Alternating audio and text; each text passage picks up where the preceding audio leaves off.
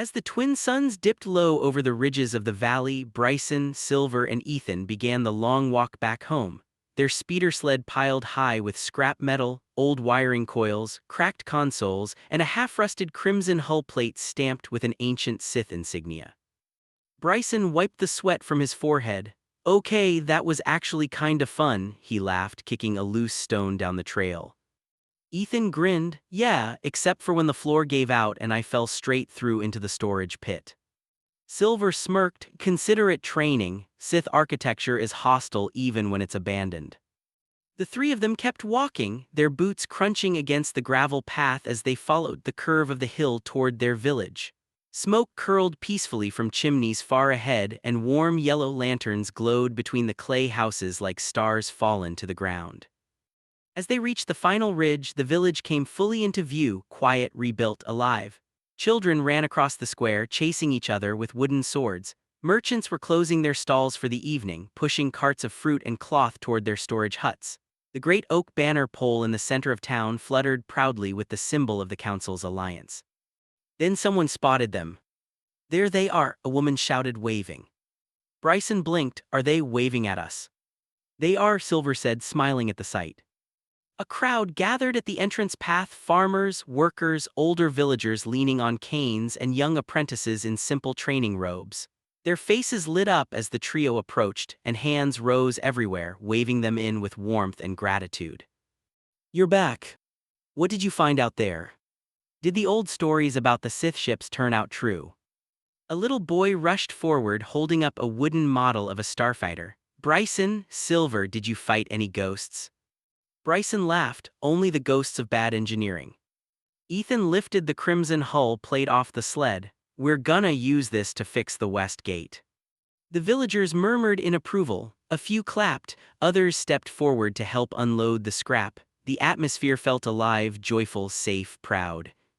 Silver exhaled slowly, taking it all in. "It's strange," he said softly. "After everything we've been through, this feels like the Force finally letting us rest." Bryson nudged him with an elbow. "Rest, nah, we've got like a week of repairs ahead of us." "Peace," Silver corrected with a small smile. "I meant peace." The villagers continued waving as the three heroes walked deeper into the square, surrounded by laughter, relief, and the warmth of a community rebuilt, not because of the council alone but because of them. For the first time in years, Bryson felt something he hadn't felt since before the wars, before the battles, before the darkness that tried to take him. Home. The village was quiet now, the work of the day done and the golden sunset spilling over the rooftops. Bryson was stacking the salvaged Sith scrap when a ripple passed through the Force, a cold, sharp tremor that made his chest tighten. "Something's here," he muttered. Silver froze mid-step, his eyes scanning the horizon. Clanker beeped nervously, its dome spinning as if sensing a disturbance. From the far end of the square, a figure emerged, cloaked, tall, and silent. The villagers noticed first, stopping mid-chore and staring, unsure whether to run or stay. The figure's presence carried the weight of authority and death.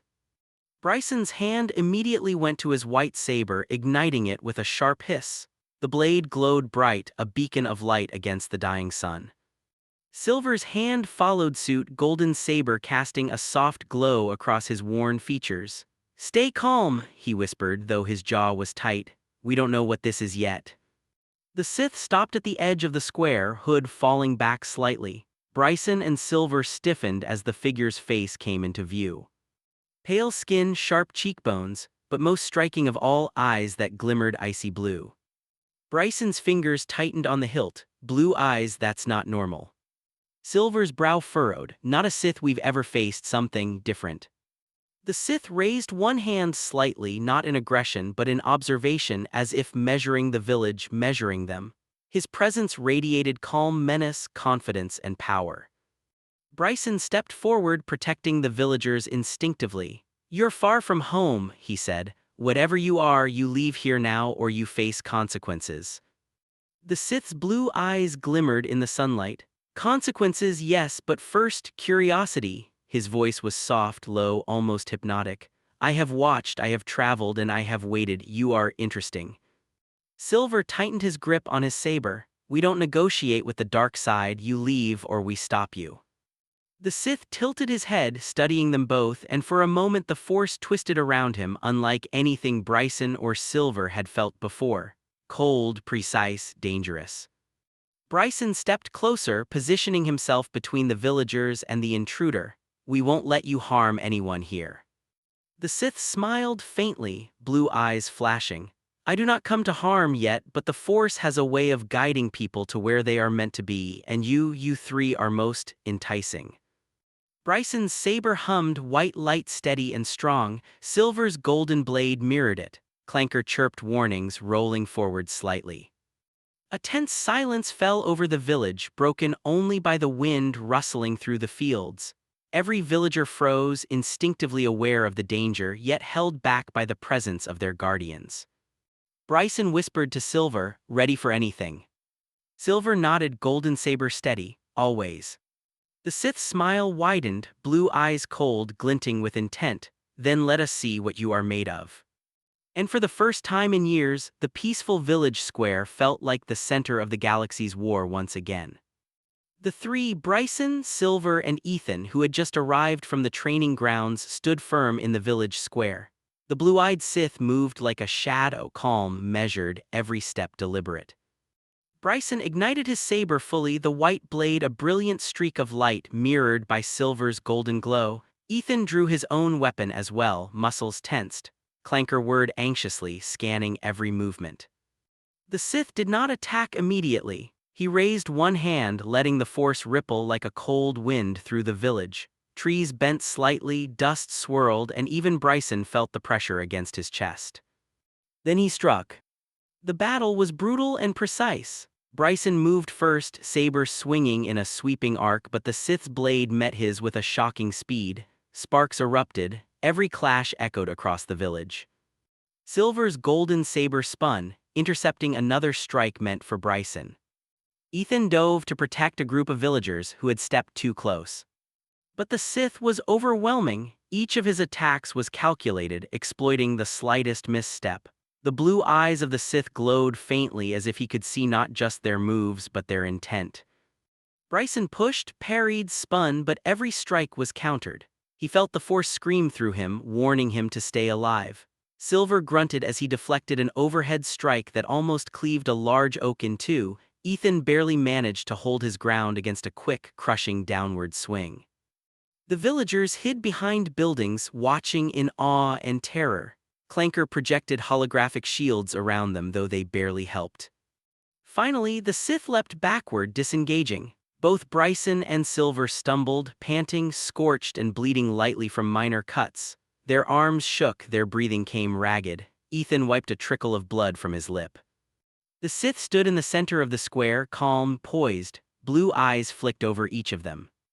I could end you, he said, voice low, almost a whisper that carried across the square. But I do not wish to waste my time with insects today. Before anyone could react, he gestured to the sky. The ground trembled slightly as a massive ship descended silently, its hull black and angular. Bryson raised his saber again, but the Sith shook his head faintly. Do not follow, not today. In an instant, he lifted off, running to his ship with a speed that defied comprehension. The engines flared, dust and debris thrown into the air, and the ship shot skyward, disappearing into the first stars. Bryson lowered his saber, chest heaving. Silver dropped to one knee, catching his breath. Ethan sank against a building, shaken but unhurt. The village was silent for a long moment. The wind blew dust into the streets and Clanker beeped softly, scanning the sky. Bryson finally spoke. He wasn't here to kill us, not yet. Silver grunted, still kneeling. He's testing, judging, learning who we are. Ethan wiped his face, finally standing. Or warning us, whatever he's planning, we'll need to be ready next time. Bryson looked around the village, still intact, still alive. The villagers had hidden well, unharmed physically, but shaken. Let's get back to work, Bryson said firmly. We've survived today, that's enough.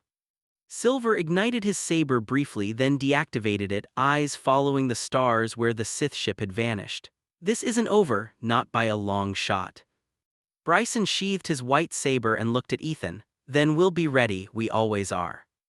The sun set fully, painting the village gold, and the three of them walked back toward the center, not as warriors hunting vengeance, but as guardians preparing for a future that would demand everything from them.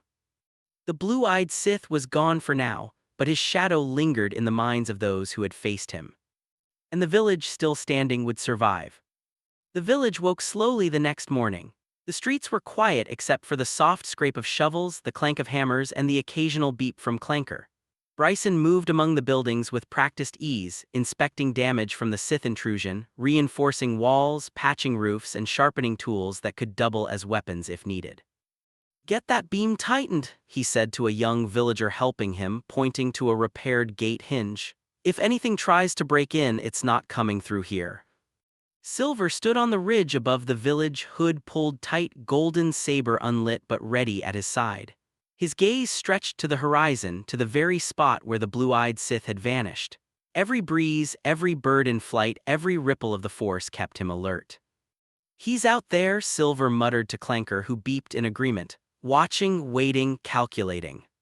Bryson glanced up, wiping sweat from his brow. "Then we make it hard for him. The village isn't a playground."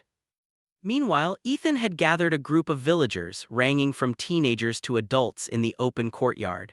He moved between them with calm authority, demonstrating defensive stances, proper grip on staffs and farming tools, and breathing exercises to steady nerves. "Remember," Ethan said, guiding a young man who nearly lost his balance during a swing. "Fear is the weapon the enemy wants you to hold. Don't give it to them. You are stronger than that." A girl adjusted her stance, eyes wide, sweat on her brow. "What if he comes back?" Ethan didn't lie. "Then we're ready, and if he doesn't, we still know how to protect ourselves." Bryson glanced from the work on the village to Ethan's training. Their efforts complemented each other: defense and survival, preparation and fortitude. He felt a deep pride, tinged with the unease that came with knowing a true Sith was still watching them, waiting for the perfect moment. High above in orbit, the blue-eyed Sith monitored the village from his ship. Sensors, holoprojections, and subtle Force whispers all fed him data. Every movement Bryson made, every building repaired, every villager trained, it was all a puzzle to him, a test of strategy and will.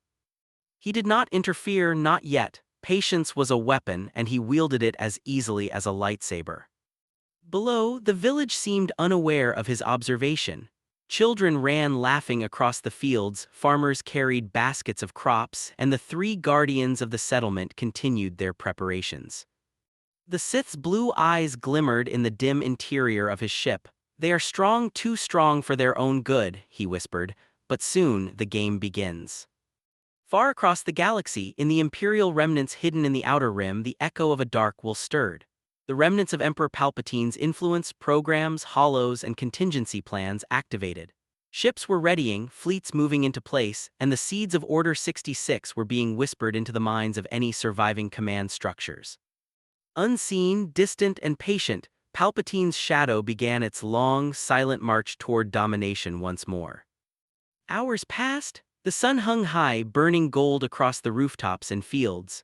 Bryson returned to the open farmlands with a group of children in tow. They carried small tools, tilled soil, and laughed as they tried to dig furrows straight enough to plant seeds.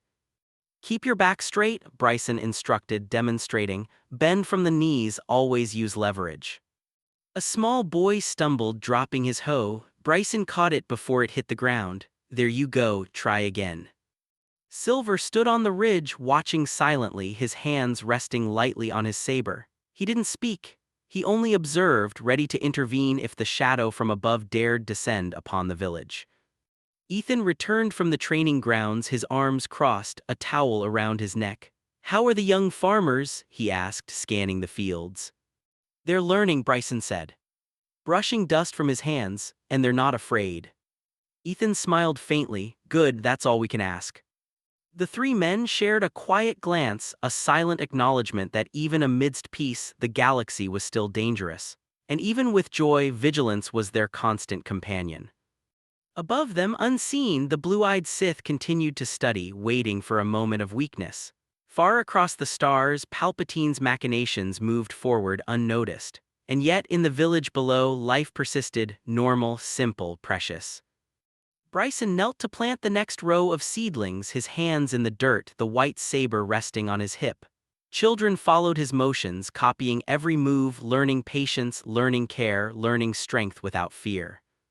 The village might not be safe forever, but it was safe today, and today they would defend it.